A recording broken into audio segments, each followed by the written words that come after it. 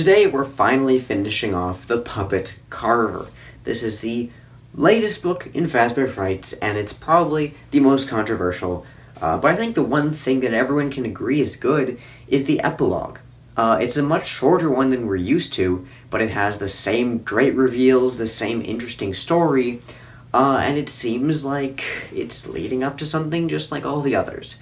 Still have no idea what, but I'm assuming this is supposed to lead up to security breach in some way. This one has a very interesting reveal that I don't think anyone saw coming, and one that again ties into a previous story in a big way. So we open with Detective Larson, everybody's favorite character, who is discussing the ball pit with his fellow agents, and he realizes that after getting some blood analysis done on the ball pit he found in the last epilogue, it turns out all the blood from the pit, some of it is from every single year for the past few decades, or at least most years. Which is really weird because who has been bleeding in the same ball pit every year continuously for decades since presumably 1985 or sometime around then?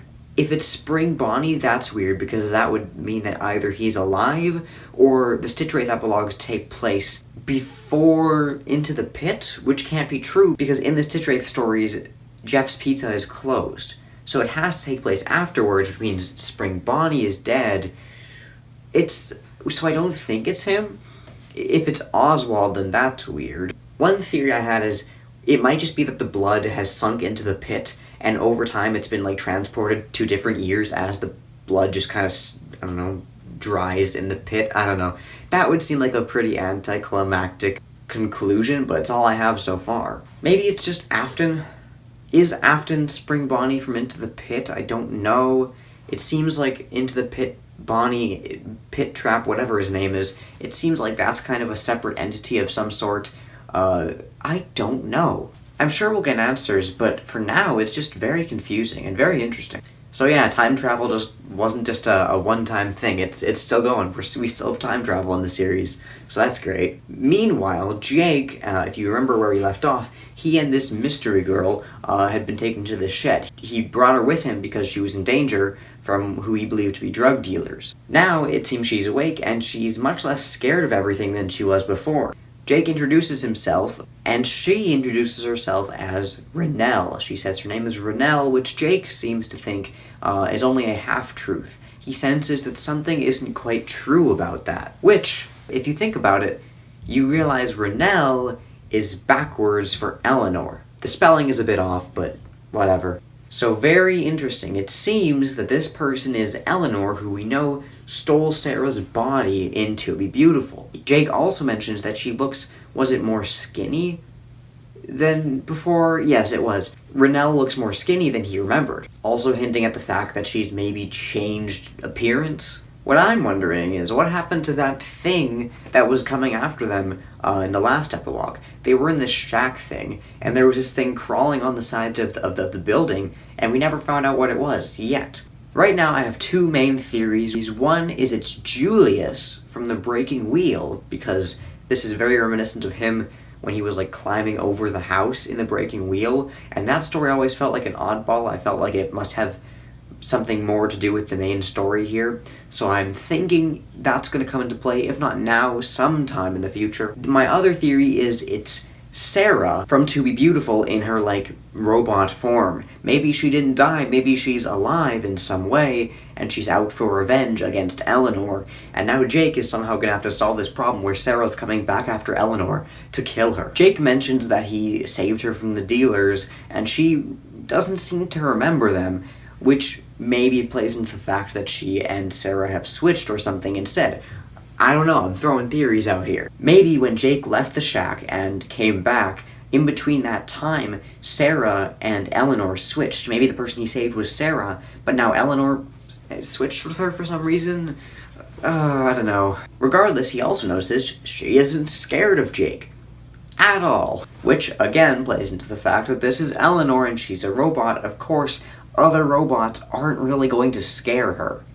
She might be confused as to who Jake is and where he came from, but she's a robot same as him, so it won't make any difference to her. Renelle also says some interesting things that I'll quote here because I think it's just best if I read them out to you. But first, this video is sponsored by Elementia Studios merch. That's right, we have merch. We've got a couple different designs. We've got just the logo, you know, because of course.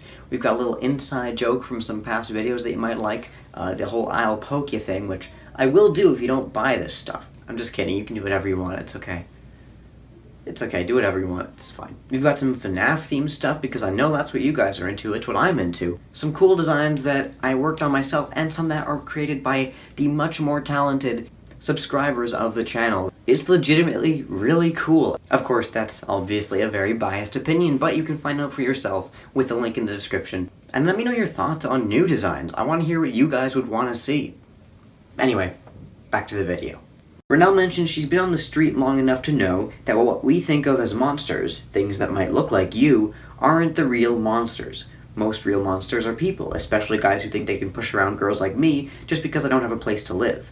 But you're not a monster, you just look different. She later gives a bit of details about her backstory. My mom died when I was 13. That was just 2 years ago, but it feels like forever. I was really close to my mom, and when she died, I was a mess and no one was there for me. Her dad, she says, he was all wrapped up in his own grief and he couldn't deal, you know? He disappeared into his work, got obsessive about it. He couldn't help me. I tried to cope, I really did, but I finally couldn't stand the pain anymore. So there seems to be some parallels here between Elizabeth, who is obviously a parallel to Eleanor from the actual game series, and her dad, William. Here it seems like Eleanor also is supposed to be Elizabeth, or some parallel to her, and she also has a dad similar to William, who's probably just William, because we've seen him in the series before. And so now we're getting a little bit of insight into William's actual backstory. Until now, in the games, in the books, in nothing, we haven't really gotten a real motive for him, not really. We've gotten some vague wordplay in the Silver Eyes and stuff, but nothing that really states why he does the things he does, why he's this psychopath. If it's because his wife died, that makes sense. We haven't heard like anything about his wife so far. We kind of just assumed she left him or she's dead or something. Some people thought she was Bellora, but I think that at this point is probably not true. Maybe, but probably not. Either way, she died, and now William was obsessed with his work and just became insane, I guess. And then his daughter, Elizabeth, Eleanor, whatever her name is now paying for it. I think part of her story is a lie, because she also mentions that he kicked her out, which I don't think is true. I think she died and was turned into a robot. But I think that there's some elements of truth here, mostly about him and his wife and all that.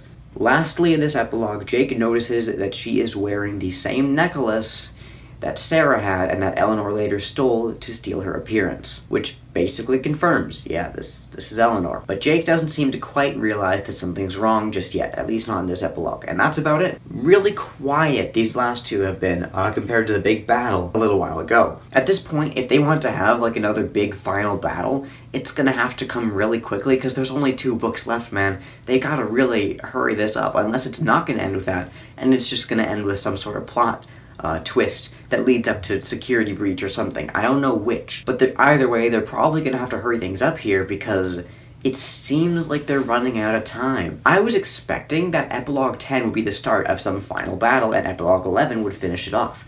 I don't think that's true anymore because it doesn't seem like that's what they're hinting at here. Maybe they'll throw us right into one in Book 10, but I don't know. Not sure how Eleanor plays into this. I think maybe now she's the big bad villain of the story, and Afton's kind of secondary. I don't know, but yeah, I'm really excited to see where this goes. Every epilogue so far has had some sort of plot twist, and I love it. Even if you don't like the stories, you have to admit these are great. And I cannot wait for the next one. I'll see you guys soon. That's it for now. Goodbye.